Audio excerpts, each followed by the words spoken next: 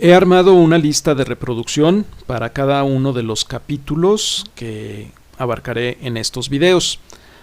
Aquí en esta columna puedes ver tú cómo se llama la lista de reproducción. Todas empiezan con estadística HPDA capítulo y luego al final viene el número del capítulo.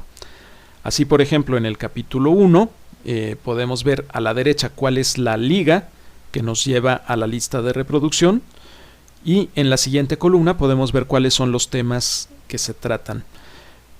Entonces, en el capítulo 1 hablamos de definición de estadística y tipos de datos. En el capítulo 2 hablamos de distribución de frecuencias para datos cualitativos, diagrama de barras, diagrama de pastel, distribución de frecuencias para datos cuantitativos, histograma y ojiva.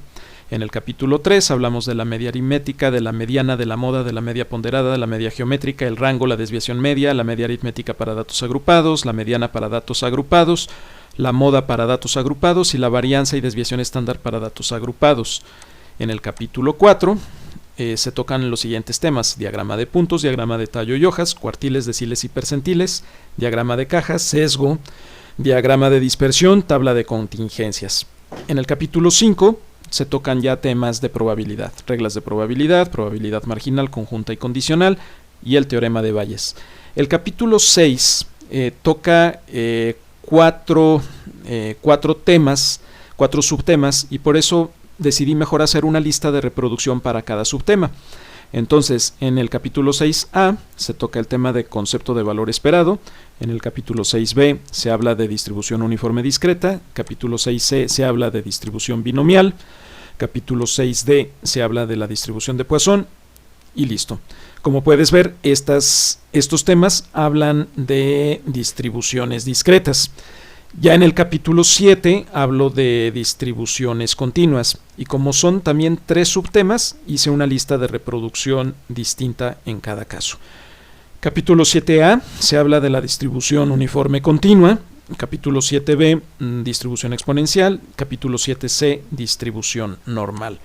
En el capítulo 8 se tocan los siguientes temas: las distribuciones de muestreo y el teorema del límite central, y la distribución de t-student.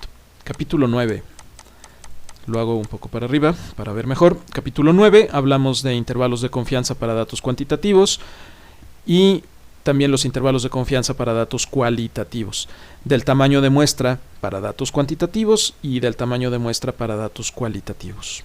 En el capítulo 10 se habla de pruebas de hipótesis para una muestra. Primero cuando tenemos datos cuantitativos y después cuando tenemos datos cualitativos. Aquí podemos ver que utilizaremos la prueba Z para una sola muestra. Y también cuando hablemos de datos cualitativos ya podemos distinguir que utilizaremos más bien las pruebas de una proporción. En el capítulo 11 se tocan los temas de pruebas de hipótesis para 2 muestras, primero para datos cuantitativos y después para datos cualitativos. Luego en el capítulo 12 se habla de la prueba de ANOVA, que nos sirve cuando tengamos 2 o más muestras de datos cuantitativos. En el capítulo 13 hablaré del tema de prueba de independencia estadística, Xi cuadrada, que nos sirve cuando tengamos 2 o más muestras de datos cualitativos. Luego en el capítulo 14 hablo de las pruebas de bondad de ajuste a distintas distribuciones. Primero la prueba de bondad de ajuste a la distribución uniforme, luego a la binomial, después a la de Poisson, a la exponencial y finalmente a la distribución normal.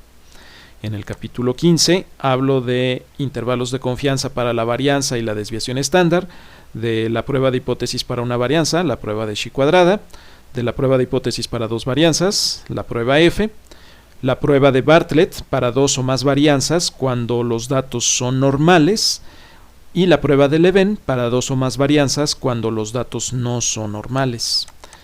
Luego, en el capítulo 16, hablaré del tema de intervalo de confianza para la mediana, intervalo de confianza para la diferencia entre 2 medianas, la prueba de Wilcoxon para una mediana, prueba de Wilcoxon para 2 medianas, cuando las muestras son pequeñas, la prueba de Mann-Whitney para 2 medianas, cuando las muestras son grandes, la prueba de Muth de la mediana para 2 o más medianas, para comparar 2 o más medianas, o bien la prueba de Kruskal-Wallis para comparar también dos o más medianas. Entonces aquí puedes ver que este capítulo está centrado en estadística no paramétrica.